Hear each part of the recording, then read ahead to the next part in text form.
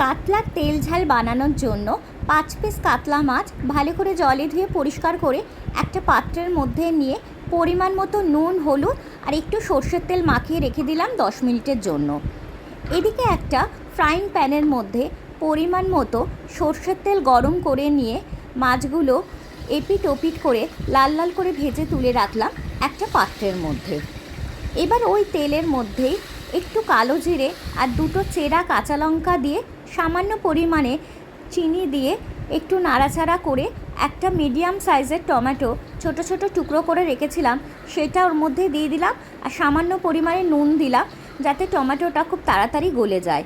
এবার দিয়ে ভালো করে নাড়াচাড়া করার পর একটা বোলের মধ্যে 1 চামচ আদা বাটা, পরিমাণ মতো হলুদ, কাশ্মীরি লঙ্কার গুঁড়ো আর একটু জিরে গুঁড়ো দিয়ে জল দিয়ে গুলে একটা পেস্ট বানিয়ে রেখেছিলাম, সেই পেস্টটা ওর মধ্যে দিলাম, দিয়ে ভালো করে নাড়াচাড়া করতে লাগলাম।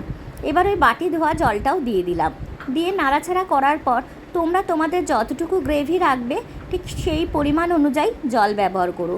দিয়ে এবার ওপর থেকে নুন দিয়ে দিলাম। গ্রেভিটা ফুটে উঠলে ওই ভাজা মাছগুলো দিয়ে দিলাম, দিয়ে একটু নাড়াচাড়া করে সব অপোজিট দিকেও যাতে গ্রেভি ঢোকে তার জন্য মাছটা অপোজিট পিঠও করে দিলাম। দিয়ে নাড়াচাড়া করে নামাবার আগে 1 চা চামচ কালো সর্ষে, একটা কাঁচা লঙ্কা দিয়ে বেটে ওটা ছাঁকনির সাহায্যে ছেঁকে সেই জলটা এর মধ্যে ব্যবহার করলাম। খুব সাধারণ আর সহজ রেসিপি, কিন্তু খেতে অসাধারণ হয়। রেসিপিটা যদি ভালো লাগে তাহলে প্লিজ একটা লাইক, কমেন্ট, শেয়ার আর সাবস্ক্রাইব করে দিও।